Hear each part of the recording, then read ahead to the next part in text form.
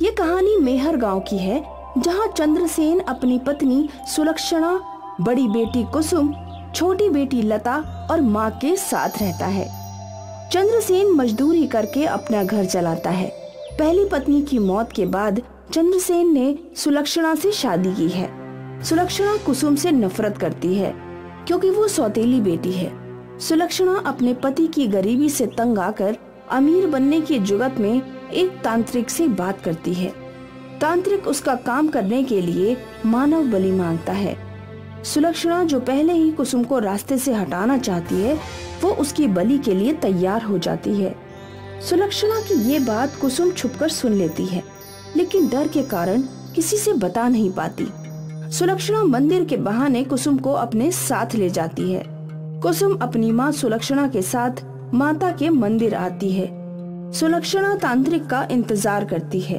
तब तक कुसुम देवी माता को अपने मन की पीड़ा बताती है। हे देवी, मुझे जन्म देने वाली माता तो भगवान को प्यारी हो गई और सौतेली माँ मेरी बलि देना चाहती है।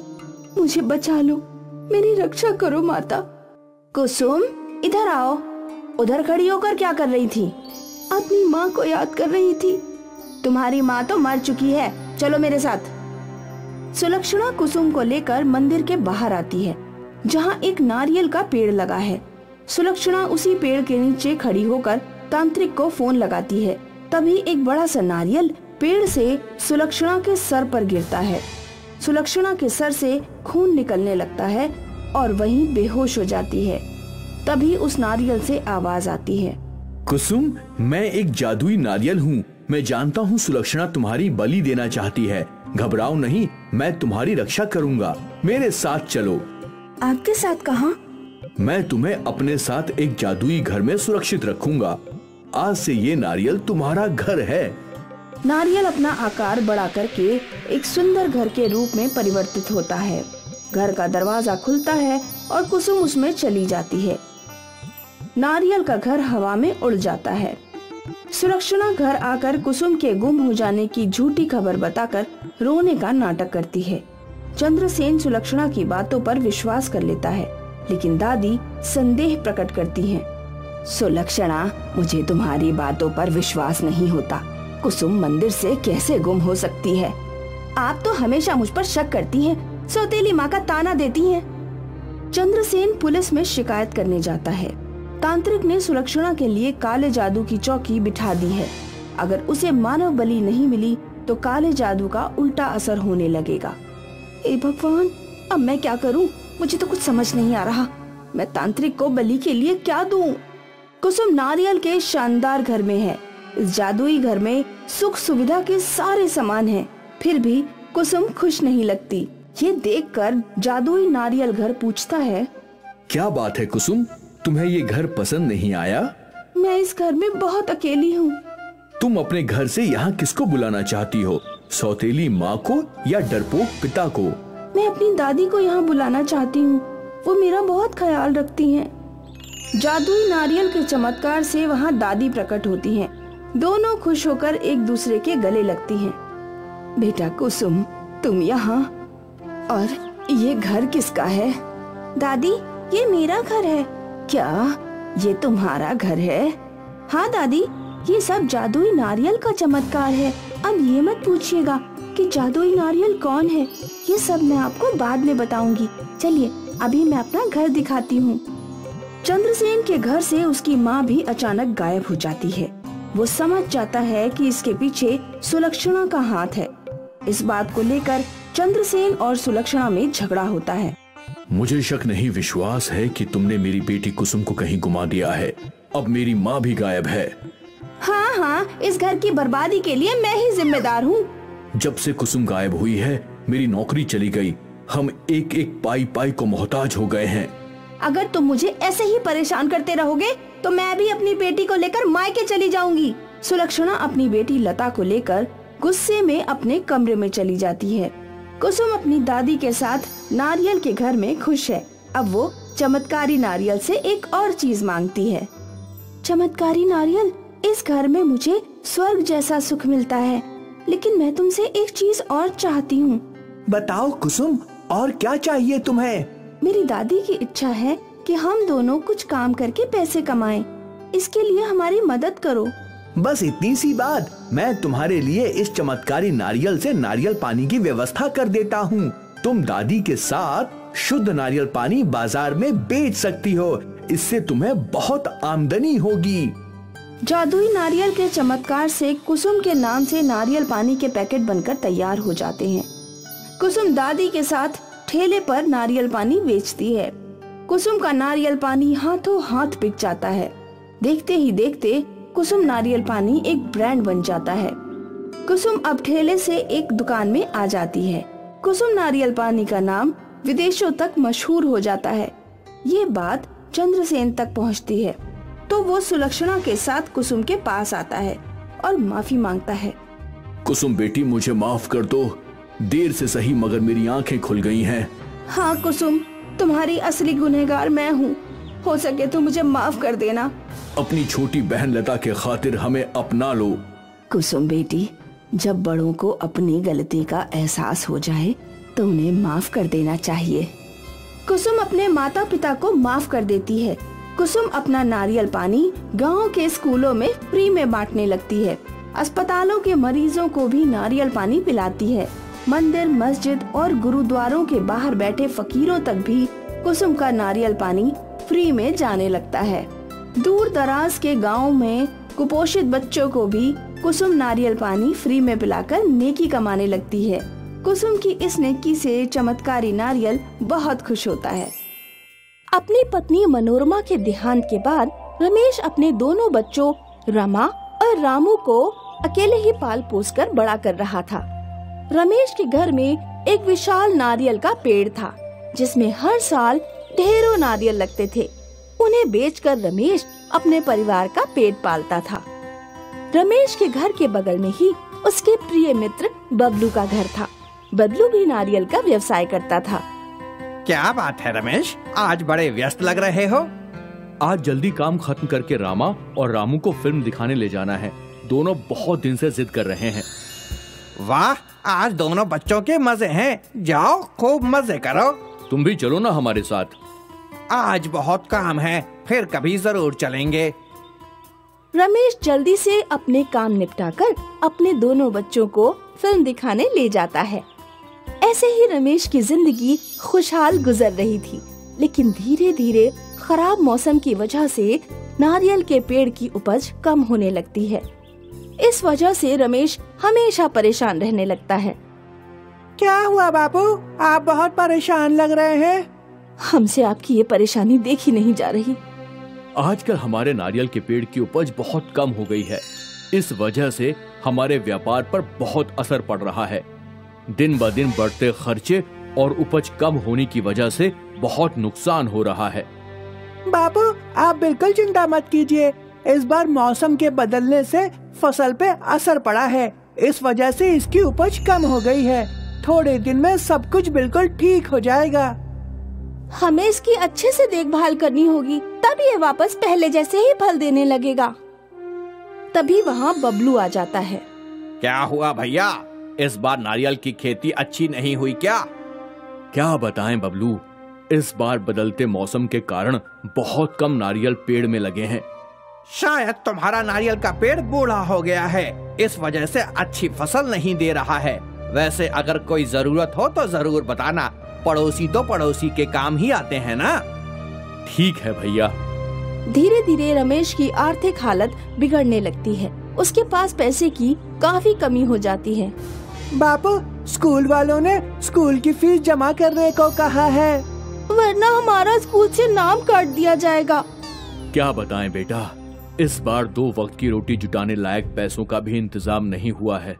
तुम लोग परेशान मत हो, हम कुछ न कुछ इंतजाम जरूर कर लेंगे। रमेश मदद की आस लेकर बबलू के पास जाता है। मेरी थोड़ी मदद कर दो, वरना स्कूल वाले मेरे बच्चों का नाम स्कूल से हटा देंगे। देखो रमेश, तुम मेरे खास दोस्त हो, लेकिन मैं तुम्हें पैसा नहीं दे सकता। तुम्हारा नारियल का व्यवसाय बिल्कुल बंद हो गया है, तो तुम मुझे पैसे लौटाओगे कैसे? रमेश उदास होकर वापस अपने घर आ जाता है। बापू, आप बिल्कुल चिंता मत कीजिए, हम नारियल के पेड़ का बहुत अच्छे से ध्यान रखेंगे। हाँ, और वो पहले की तरह फल देने लगेगा। अगले दिन से तीनों नारियल के पेड़ की अच्छे से देखभाल करने लगते हैं। रामू दिन में 2 बार पानी डालता है और रमा ख्याल रखती है कि उस पेड़ को अच्छे से धूप मिलती रहे।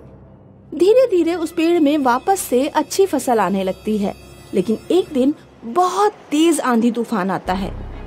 इतना तेज आंधी तूफान है? हाँ, मैंने अपने जीवन में इतना तेज आंधी तूफान कभी नहीं देखा। आंधी की वजह से रमेश का घर उड़ जाता है। उसके पास रहने के लिए कोई जगह नहीं होती। सभी नारियल के पेड़ का सहारा लेते हैं। हमारे पास रहने के लिए कोई जगह नहीं है। हमें आज रात इस नारियल के पेड़ के नीचे ही गुजारनी होगी। रमेश का पूरा परिवार नारियल के पेड़ के नीचे सो जाता है, किंतु सर्द हवा की वजह से सभी ठंड से कांप रहे होते हैं।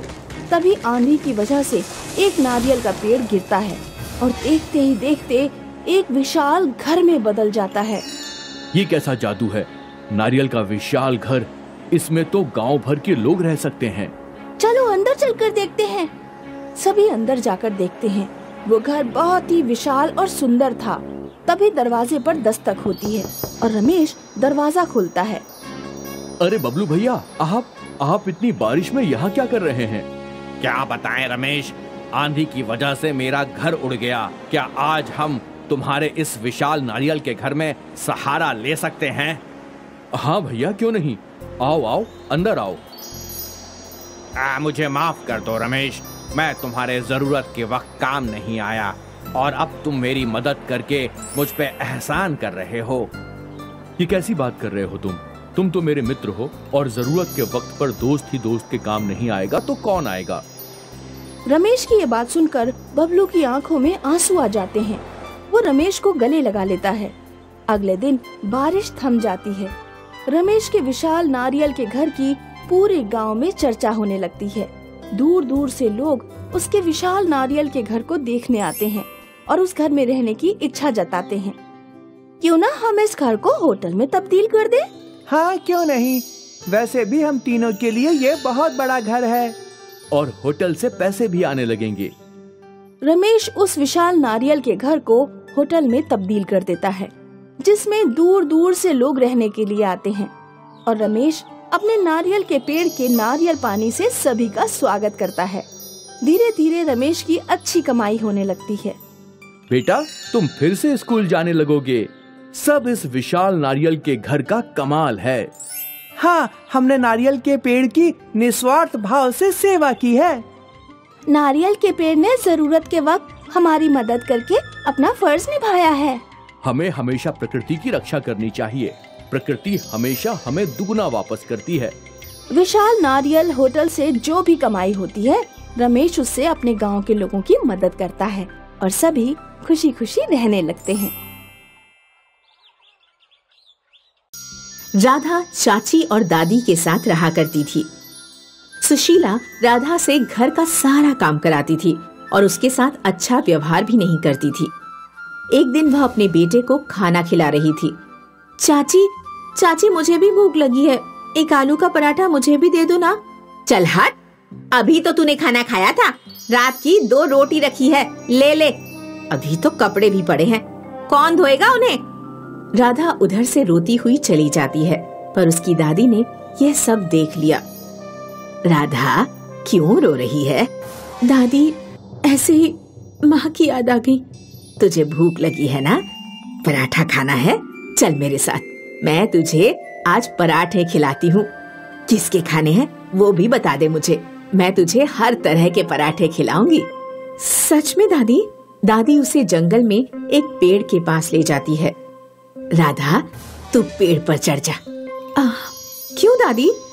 इस पेड़ पर एक टोकरी में तवा रखा है, उसे उतार कर ले आ।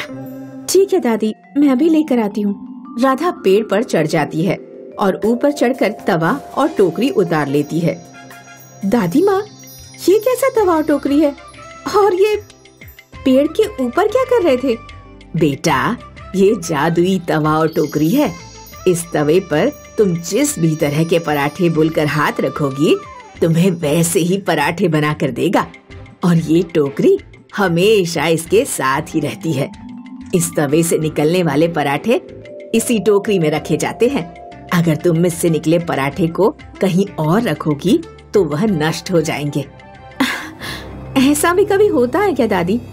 आज के वक्त में ये जादू वादू कहाँ होता है भला? तुझे विश्वास नहीं होता ना? चल, मैं तुझे तेरे मनपसंद पराठे खिलाती हूँ। बता, आज तू किस चीज के पराठे खाएगी? आज तो मेरा आलू के पराठे खाने का बड़ा मन है। दादी तवे पर हाथ रखती है और वैसे ही उस पर आलू का पराठा आ जाता है। वो पराठे को बराबर में रखी टोकरी पर रख देती है और टोकरी में से राधा को खाने के लिए कह देती है। राधा जैसे ही उस पराठे को खाती है, दादी माँ, ये तो बहुत ही स्वादिष्ट है।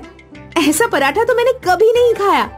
और राधा पराठा खाती चली जाती है। राधा, ये तवा और टोकरी मुझे एक साधु ने दिया था और कहा था कि इसे सही समय पर इस्तेमाल करना। मेरा क्या है, मैं आज हूँ तो कल नहीं। इसीलिए मैं चाहती हूँ कि अब तू इस जादुई तवे का इस्तेमाल गरीबों का पेट भरने के लिए कर। ये तवा मैं तुझे दे रही हूँ। तू इसमें मन चाहे पराठे बनाकर गरीबों को खिला सकती है और नए नए भंडारे कर सकती है। राधा उस तवे को ले लेती है और उससे तरह तरह के पराठे बनाकर गरीबों में बांटा करती थी। उन पराठों से वह कुछ पैसे भी कमाने लगी थी। अब उन पराठों की वजह से वो एक नया घर ले लेती है जिसमें दादी और राधा दोनों रहा करते हैं। दोनों ऐश की जिंदगी जीते हैं और साथ ही पराठों का भंडारा करते हैं। यह बात उसकी चाची को पता चलती है। अरे ये क्या, राधा तो अमीर होती जा रही है। आखिर इसके पास इतना पैसा आया कहाँ से? कहीं सासू माँ ने तो इसको कोई गड़ा सोना तो नहीं दे दिया? इसका तो पता लगाना ही पड़ेगा। सुशीला रात को ही राधा के घर की ओर चल देती है और खिड़की से झांकती है तो राधा और दादी उस तवे से पराठे बनाकर टोकरी में डाल रहे होते हैं। अरे ये तो पराठे लगते हैं।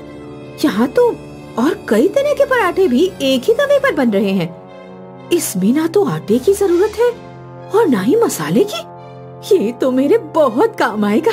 इससे तो मैं बड़ा व्यापार कर सकती हूँ और रातों रात अमीर भी हो सकती हूँ। मुझे तो ये चुराना ही होगा। जब राधा और दादी सोने के लिए चल देती हैं, पीछे के दरवाजे से आकर तवा उठाकर ले जाती है और घर जाकर वह तवे से कहती है, तवा तवा, मुझे गोभी के पराठे खाने हैं। जैसे ही वह अब बोलती है तो तवे पर कॉकरोच रेंगने लगते हैं। अरे भाई, मैंने तो गोभी के पराठे मांगे थे, इसने तो मुझे कॉकरोच ही दे दिए। चलो, शायद इसको गोभी के पराठे बनाने नहीं आते होंगे। अब आलू के पराठे मांगती हूँ। तवा तवा, मुझे आलू के पराठे खाने हैं। तवा आलू के पराठे की जगह बहुत सारे अंडे दे देता है। अरे ये है क्या? अंडे तो छूना भी पाप है मेरे लिए। इस तवे पर अंडे कहाँ से आ गए? अब ये तवा मेरी सुन क्यों नहीं रहा है? वह तवे को उठाती है और गुस्से में आकर जमीन पर मार देती है। तभी तवा एक काला धुआं छोड़ता है जो कि उसके चेहरे पर आकर लग जाता है। अरे अरे, ये कालिक मेरे चेहरे पर कैसे आ गई? ये तो झूठ भी नहीं रही है। अब हाय रे, मेरा सुंदर सा चेहरा। अब मैं तो किसी को मुंह दिखाने के लायक भी नहीं रही। नाश जाए तवे तेरा। तूने मुझे कुछ दिया तो नहीं, पर मेरा मुंह और काला कर दिया। तभी तवा एक भाले का रूप ले लेता है और उसकी पिटाई करना शुरू कर देता है। अरे अरे, कोई बचाओ मुझे, कोई बचाओ। अरे इस भाले से कोई बचाओ। अरे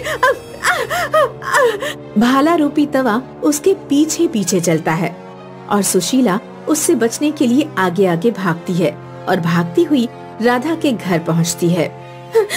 माँ जी, राधा, मुझे बचाओ, मुझे इस तवे से बचाओ। अरे मैंने तुम्हारा तवा चुराया था और इसने तो मेरी बुरी हालत कर दी है। मुझे इस तवे से कुछ नहीं चाहिए, बस मेरी जान बचा दो।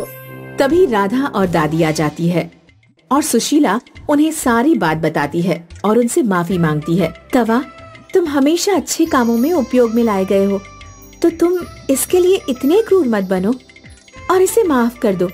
तुम्हारी पहचान एक अच्छे समय के लिए है। अपनी पहचान खराब मत करो और इसे जाने दो। तवा भाले से वापस तवे के रूप में आकर राधा के पास चला जाता है।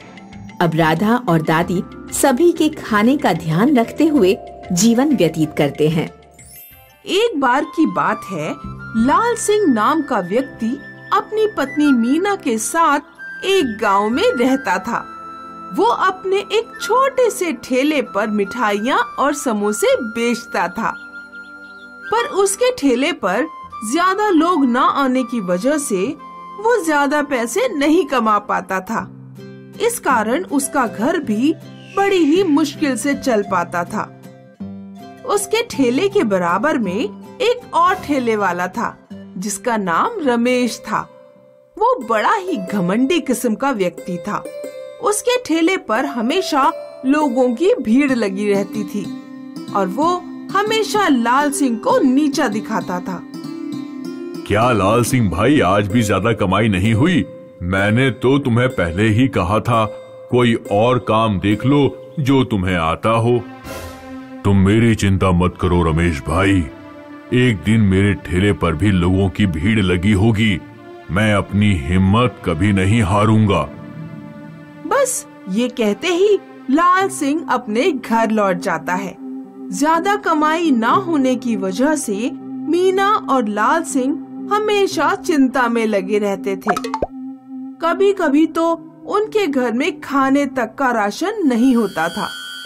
लाल सिंह अपनी मेहनत से मिठाइयाँ और समोसे तो बनाता है, मगर लोगों को उसका स्वाद अच्छा नहीं लगता और उसके गिने चुने ग्राहक भी रमेश के ठेले पर चले जाते थे। एक दिन मीना मंदिर में भगवान से रोते हुए प्रार्थना कर रही थी। उसकी आवाज सुनकर एक बूढ़े बाबा उसके पास आते हैं। अलख निरंजन, बेटा तुम क्यों रो रही हो? क्या हुआ?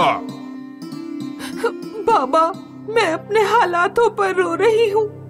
मेरे पति हलवाई हैं। उनका एक छोटा सा ठेला है, पर पता नहीं क्यों लोग उनके ठेले पर आते ही नहीं। चलो रो मत बेटी, मैं तेरी मदद करूंगा। ले ये कढ़ाई ले।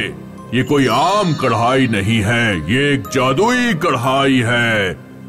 बेटी अपने पति से कहना कल से इसका ही इस्तेमाल करे, फिर देखना कैसे लोगों की तुम्हारे ठेले पर भीड़ लग जाएगी। मीना बाबा से कढ़ाई ले लेती है और अपने घर लौट आती है। शाम को जब लाल सिंह अपने घर आता है तो उसे मीना सारी बातें बता देती है और कहती है, सुनो जी, कल से आप इस कढ़ाई का इस्तेमाल करना। अगले दिन लाल सिंह वैसा ही करता है जैसा उसकी पत्नी ने कहा था। वो उस कढ़ाई का ही इस्तेमाल करता है जो उस बाबा ने दी थी। कढ़ाई का इस्तेमाल करके मिठाइयाँ और समोसों की खुशबू से वहाँ पर लोगों की भीड़ लग जाती है। रमेश के ठेले पर खड़े लोग भी लाल सिंह की हलवाई के ठेले से खाने की खुशबू सूंघकर उसके पास आ जाते हैं। ये देखकर लाल सिंह बहुत खुश हो जाता है। आज उसकी बहुत कमाई हुई थी और शाम को जब वो घर लौट जाता है तो खुश होते हुए मीना को बुलाता है। अजी सुनती हो, जल्दी आओ। जी हाँ, बताओ जी। अरे मीना, वो कढ़ाई तो सच में एक जादुई कढ़ाई है। तुम्हें पता है आज मेरे ठेले पर कितनी भीड़ लगी हुई थी? मुझे तो विश्वास ही नहीं हो रहा था। मीना भी ये सुनकर बहुत खुश हो जाती है। अब ऐसा रोज रोज चलता रहा और धीरे धीरे लाल सिंह हलवाई के ठेले पर हमेशा भीड़ रहने लगी। उसके पास इतने पैसे हो गए थे कि उसने अपनी एक बड़ी सी दुकान ही खोल ली। लाल सिंह हलवाई का नाम बहुत मशहूर हो गया था। उसकी दुकान पर दूर दूर से लोग आने लगे थे। और उस तरफ रमेश को कुछ समझ ही नहीं आ रहा था। अरे ये लाल सिंह हलवाई इतनी जल्दी अमीर कैसे हो गया? मुझे तो दाल में कुछ काला लग रहा है। अब से मुझे उस पर नजर रखनी होगी। फिर रमेश रोज लाल सिंह पर नजर रखने लगा। एक दिन मीना और लाल सिंह अपने घर में उस कढ़ाई के बारे में बातें कर रहे थे। तभी रमेश खिड़की से उनकी सारी बातें सुन लेता है। अच्छा, ये जादुई कढ़ाई की वजह से इतनी जल्दी अमीर हुआ है। अब ना रहेगी कढ़ाई, ना रहेंगे लाल सिंह हलवाई के ग्राहक। रात को जब लाल सिंह और मीना सो जाते हैं तो रमेश चुपके से आकर उसकी कढ़ाई तोड़ देता है और वहाँ से चला जाता है। सुबह जब मीना उठती है तो टूटी हुई कढ़ाई को देखकर चिल्लाते हुए कहती है, हे भगवान, ये क्या हो गया? सुनो जी, जल्दी उठो, देखो ये कढ़ाई किसी ने तोड़ दी। अब हमारा क्या होगा? लाल सिंह को उस जादुई कढ़ाई के टूटने पर बहुत हैरानी होती है और अपने मन में सोचता है, हे प्रभु, अब मेरी दुकान कैसे चलेगी? उस दिन के बाद से उसकी दुकान पर लोगों की भीड़ कम होने लगी और धीरे धीरे उसे बहुत नुकसान होने लगा। उसे कुछ समझ नहीं आ रहा था। वो सोचता है कि मुझे उस बाबा के पास जाना चाहिए। फिर वो दोनों उस बूढ़े बाबा के पास जाते हैं और उन्हें सारी बातें बताते हैं। ये सुनकर बूढ़े बाबा उनसे कहते हैं, बेटा, मैं मानता हूँ कि वो एक जादुई कढ़ाई थी, परंतु हमें किसी चीज पर ज्यादा निर्भर नहीं होना चाहिए। तुझे तो इससे सीख मिलनी चाहिए। बेटा, जादू तो हमारे हाथों में होता है। हमेशा सच्चाई से और लगन से अपना काम करो, सफलता तुम्हें जरूर मिलेगी। बाबा जी, आपने मेरी आंखें खोल दी। अब से मैं मेहनत के दम पर सफलता प्राप्त करूंगा। बस ये कहते ही वो दोनों वहाँ से चले जाते हैं। फिर क्या, लाल सिंह हलवाई तब से अपनी पूरी मेहनत और लगन से मिठाइयाँ और समोसे बनाता है। देखते ही देखते उसकी दुकान पर फिर से पहले जैसी भीड़ लगने लग जाती है। इस कहानी से हमें सीख मिलती है कि मेहनत ही सफलता की कुंजी है।